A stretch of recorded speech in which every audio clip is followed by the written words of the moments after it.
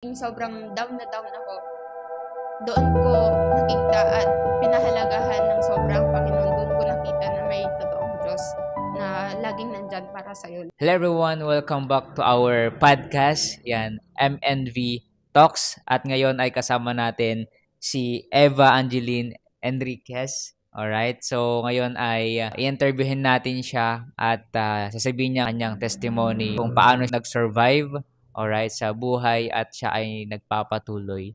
At ngayon, tatanungin natin kung kailan mo tinanggap ang Panginoon at tinanggap na nga ba ni Ma'am Eva or paano mo tinanggap ang Panginoon? Ano yung naging pagbabago sa buhay mo, Ma'am Eva? So, masasabi kong tinanggap ko ang Panginoon simula nung may isang taong hindi ko naman siya kaano-ano or hindi ko siya kadugo, pero isa siyang taong alam kong ginamit ng Panginoon bilang instrumento dahil siya ay tumanggap na rin sa Panginoon. So, parang ginamit siya ng Panginoon para makapag-share sa akin. Parang ako ay ma-save din at maging blessed din na kagaya niya. So, ayun. So, kaya nasasabi kong natanggap ko na rin ang Panginoon ng puso. Okay. Yan. So, merong nag-witness sa kanya, nag-share nung salvation or gospel, which is si Ma'am Raquel. Tama. So, yun yung first interview natin. So, kung gusto yung panoorin, visit lang kayo sa ating Facebook page or YouTube channel. Alright. Makapanood nyo yung ating interview kay Ma'am Raquel at nakaka-bless yung kanyang testimony. Alright. So, si Ma'am Raquel ang nag-invite sa kanya. Kaano-ano mo si Ma'am Raquel? Tita ko na rin kasi yung Pasko, yung partner Pasko, siya yung totoong pamangkin, gano'n. So, naging tita ko na siya. Since kahit na wala na kami, tinuturing ko pa rin siyang tita. Since siya yung naging dahilan kung bakit tumanggap ako ng Panginoon at bakit nakakakilala ako ng Panginoon ngayon. At patuloy na kumikilala ng Panginoon. Alright. So, yung pamangkin ni Ma'am Raquel, alright. So, naging boyfriend mo at nakilala mo si Ma'am Raquel. At ngayon, paano ka nabago at ano yung naging impact sa buhay mo nung tinanggap mo ang Panginoon?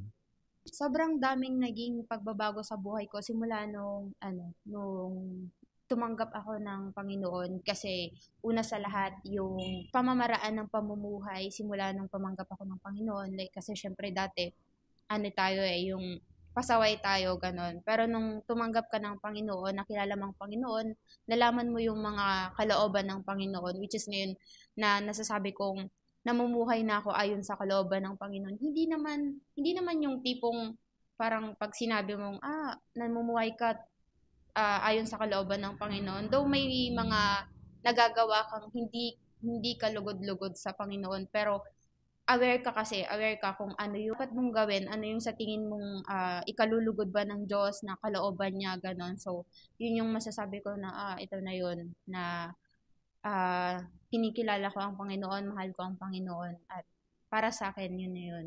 Alright. So, ibig sabihin, meron tayong Holy Spirit na ginaguide na nagiging, yes, nako-convict na at nagiging tama na yung ating gawain kasi andyan yung Holy Spirit na nangungusap sa atin na maging tama dapat yung ating gagawin. Alright, so ngayon, gusto namin malaman na meron bang naging big problem or naging past na napagtagumpayan mo na ngayon?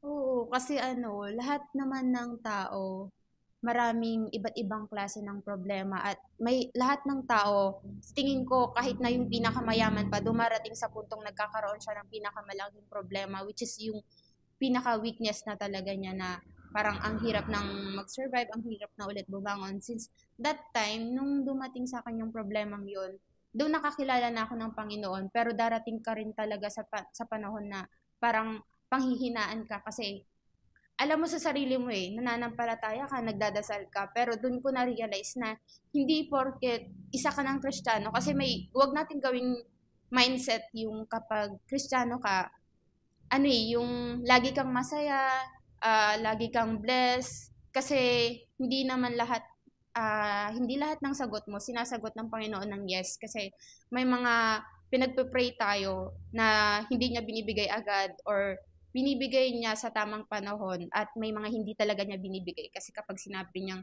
syempre mas alam ni Lord God kung ano yung mas ikakabuti mo or mas mabuti para sa'yo. So yung dumating sa akin na time na yon, yun nga, yung pamangkin ni Tita Raquel na which is naging boyfriend ko, nagka-baby kami.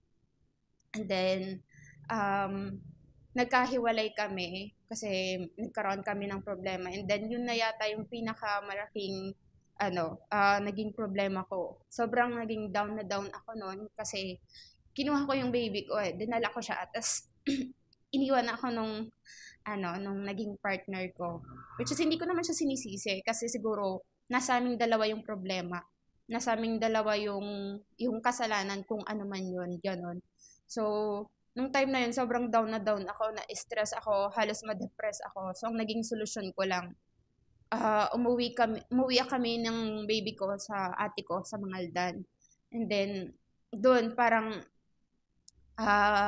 kasi sabi ko nun, kung mag-stay ako dito sa bahay na to, baka mahirapan akong mag-move on. Tapos lagi ko lang maalala kung ano yung mga meron. Siyempre, ilang taon na nasanay akong kasama siya sa lahat ng problema namin, sa lahat ng nangyayari sa amin. Siyempre, iniisip ko din kung paano na ulit kami ng baby ko. So, parang na-stress ako no, dumating sa point na hindi ko na alam kung paano ko alagaan yung baby ko. Kasi wala akong kaagapay, wala akong pamilya nun dito. Siya lang, kumbaga. Pamilya naman niya yung mga kasama namin. Pero syempre iba pa rin talaga pagkadugo mo, 'di ba?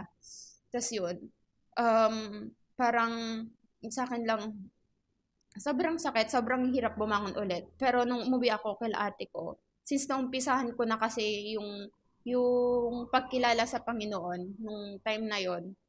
Una, year 2021, nag-a-attend na ako sa church nila, Tita Raquel. Nag-a-attend na ako. Kasama ko pa yung partner ko noon, which is yung pamangkin nila. And then, nag-stop kami by mid of year 2021 kasi nagiging problema namin yon. Like, kapag mag-a-attend kaming dalawa pag uwi namin sa bahay, ganun kami ulit kung paano kami kahapon, tas ngayon nag-attend kami Sunday, tas by Monday, sasabihin namin, oh, nag-church ka kahapon, bakit ganyan ka na naman, di ba?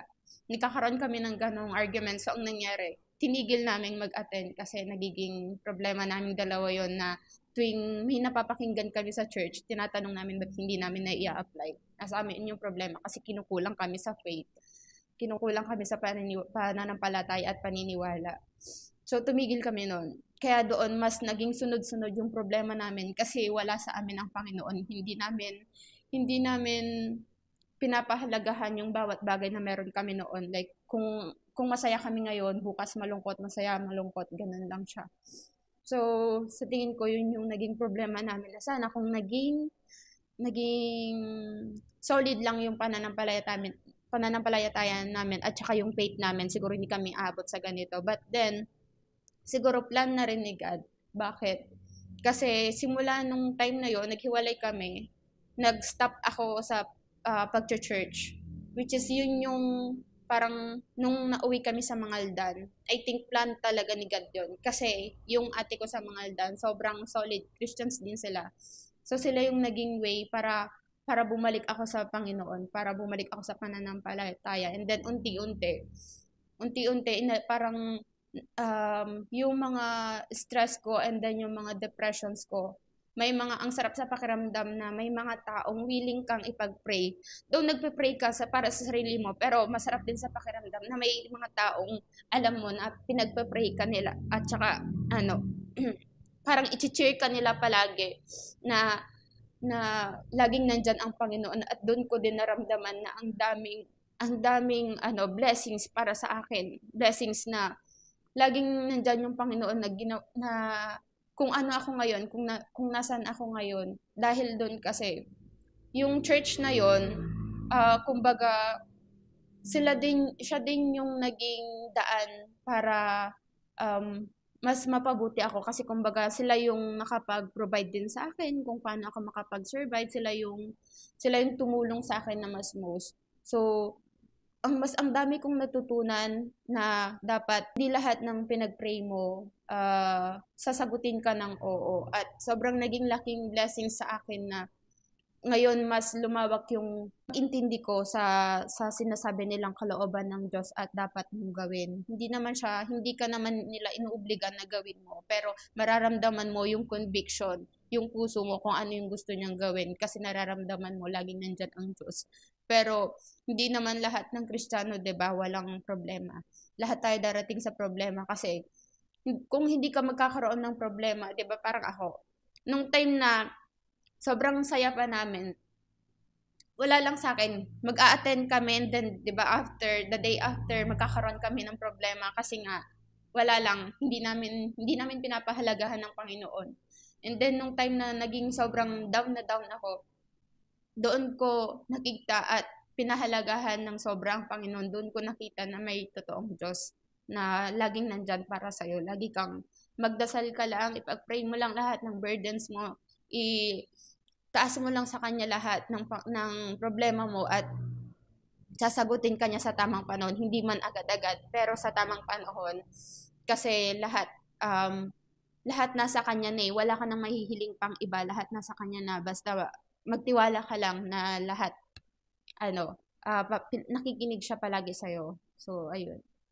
Yan, okay. So, nakita natin do'n yung, naging, problema at, naranasan, alright. At, ngayon ay stay strong dahil merong Panginoon, 'di ba? So, dahil nagpapatuloy tayo dahil, meron pang pag-asa na tayo ay mas, bibigyan pa ng strength, 'di ba?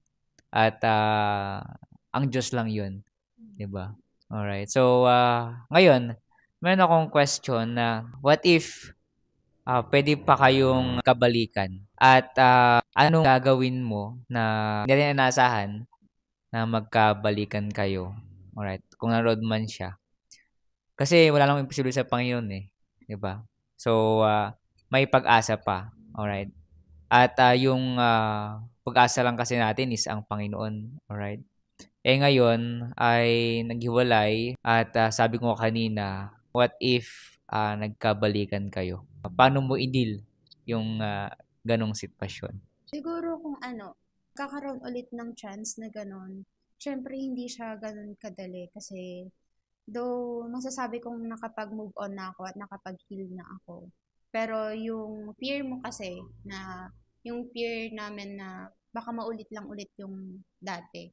So siguro kung sakali man na darating yung time na yun, i-assure ko muna siguro na hindi na maulit yung ganon. Like, siguro kailangan muna ng mahabang proseso na hindi ko naman sinasabing dapat maging kagaya niya ako agad, pero sana maging ganun kasi the more na pag sinabi mong kumbaga mag-uumpisa ulit sa pagiging magkaibigan hanggang sa maiparamdam ulit or maramdaman din namin ulit kung meron pa ba talagang chance para sa aming dalawa. And then, syempre, si God na ang mag-workout para doon. So, sasamahan natin ng pananampalataya yan at saka i-share natin ulit sa kanya yung kalooban ng Diyos nang sa ganon hindi na maulit kung ano man yung problema namin noon kasi nga 'di ba yun yung naging problema namin.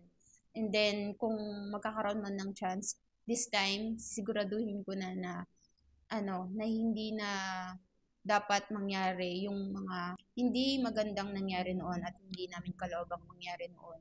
Which is gagawin talaga dapat yung mga bagay na yung mga i-avoid na yung mga bagay na ginawa nyo na noon na nakasira sa inyo na naging rason kung bakit kayo nandito sa sitwasyon na ito ngayon. So, yun. Okay. So, sana wag mo itong mamasama, itong question na 'to. Mahal mo ba siya? Ako, ano, hindi ko kasi, actually, kasi sa kanya ngayon, parang, minsan may mga time na tinatanong ko din yung sarili ko kung mahal ko pa ba siya, kung pwede pa ba, kung kaya ko pa ba, kung sakaling, naitanong ko na rin po sa sarili ko na kung bumalik ba siya one day, willing pa ba akong makipagbalikan. Kasi kung makikipagbalikan, siguro kung ang mindset ko lang ay si Angel, yung baby namin. Um, Kaya ko naman sigurong bumalik sa dati, pero yung pagmamahal na meron ako dati, hindi ko alam kung magigain ko pa ba ulit yun. Pero siguro kung magbabago siya at ipapakita niya na pwede pa naman talaga, pwede pa. Pero kung sasabihin niya sa akin na pwedeng bumalik para sa bata, pag sinabi niyang para sa bata lang, well, cut na agad doon. Hindi na muna or hindi na lang kasi syempre para sa bata, which is hindi ka din naman niya iba-value. Kasi kung ngayon sasabihin ng iba, syempre, magbalikan kayo kasi para sa baby. Kaya naman namin i-support yung baby ng sabay. Pero kapag ka kasi, syempre, 'di ba, magkakaiba naman yung mga tao. Kapag nagbalikan kami para lang sa baby na hindi naman na niya ako mahal, hindi na niya kayang ibalik yung pagmamahalan namin dati. At ganun din ako. Wala din, hindi din mag-work yung relasyon namin kasi may aasamin ka pa rin iba at may isipin ka pa rin iba. Like, lagi ka pa rin mag-overthink, doon pa rin papasok yung bagay na yun. So, mag-aaway lang din naman kayo palagi, which is laging nangyari sa amin dati. Kaya, siguro kung talagang parang kapag sinabi niyang pwede bang magbalikan kasi like mahal talaga kita ganun. So sa isang taon or more than 1 year na hindi na tayo, na-realize ko yung mga bagay na ano na nangyari noon. So yun. Pero pagka ang dahilan na yung bata, ang daming nagsasabi na ba't hindi mo balikan kasi para sa bata kasi kawawa yung bata. Ayun, hindi natin naiisip na hindi lang yun yung usapan. Though, nandun na tayo sa part na iniisip natin yung bata. Oo, nandun din kami kasi mga magulang kami. Nandun din kami. Pero yung fear kasi namin na baka hindi namin maibalik yung dating love namin sa isa't isa. So, kawawa din yung bata. Magkakaroon lagi ng arguments, which is baka ma-witness pa ng baby na hindi magandang impluensya or na ma-witness ng isang batang kagaya ni Angel kasi hindi din maganda yung kalalakihan niya. So as of now, masasabi ko na siguro kung ipe-pursue niya at ipapakita niya na uh, deserve namin magbalikan or deserve niya ng second chance, ayun, baka pwede. So, ibig sabihin, pwede basta mahal niyo yung isa't isa. So, hindi lang dahil sa bata. Pwedeng dahil sa bata at mahal niyo yung isa't isa. Okay. So, sa biyaya ng Panginoon. Alright. So, praying for that. At wala namang sabi sa Panginoon eh. Sabi nga sa Luke 1:37, for with God, nothing shall be impossible. At ngayon, meron ka bang life verse or tumatak sa isip mo, okay, na naging pagpapala ito sa'yo? Sa yun, ito yung verse natin. Colossians 2:6-7. As ye have therefore received Jesus Christ the Lord, so walk in Him, rooted and built up in Him, and established in the faith, as ye have been taught, abounding therein within thanksgiving. So, parang para sa akin, ito kasi yung Bible verse ko kasi kapag tumanggap ka na ng Panginoon, kailangan mong lumakad ayon sa Panginoon, ayon sa kanyang kalooban at gawin ang lahat ng parang kumbaga kapag tumanggap ka na ng Panginoon, dapat maging aware ka na sa mga kalooban niya, sa mga parang anong tawag dito? Sa mga kautusan niya, kumbaga ganon. So, maging sapat yung pananampalataya mo, patatagin mo palalo upang hindi ganon kabilis mabuwag, hindi yung kapag nagkaroon ka ng konting problema, hindi porke Kristiyano ka, Kristiyano ako eh. So, may mindset ka na na hindi, lang to, problema lang to, nandyan ang Panginoon at alam ko ito ay isang pagsubok lamang ng aking pananampalataya. Lagi nating isipin na hindi porke Kristiyano tayo at nagdadasal tayo, hindi na tayo magkakaproblema. Dapat isipin din natin na problema man yan, blessing pa rin yan. Kasi isipin mo na lang kung ano ang magiging kalalabasan yan. Kasi problema yan ngayon, magkakaroon yan ng solusyon mamaya at mas mapapalitan pa ng mas mabuting biyaya para sa Alright. So, yun yung kanyang Bible verse.